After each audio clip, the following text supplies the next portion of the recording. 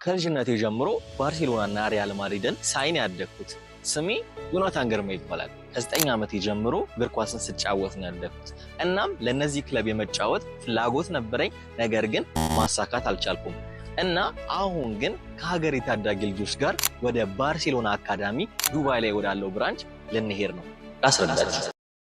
ከዚህ በፊት እንደነገርኳችሁ ከኦኔራ አካዳሚ ጋር በመሆን ዱባይ ላይ ከባርሴሎና አካዳሚ ጋር የሚገርም ጨዋታ ተዘጋጅቷል። ይህም ትልቅ እድል ነው። እናንተ ደግሞ ሙሉ ወጪ ሸፍናችሁ መሄድ እንደማትችሉ ነግራችሁኛል። እኔም ደግሞ አውቃለሁ። ሙከራው የሚሆነው 2 ቀን ነው።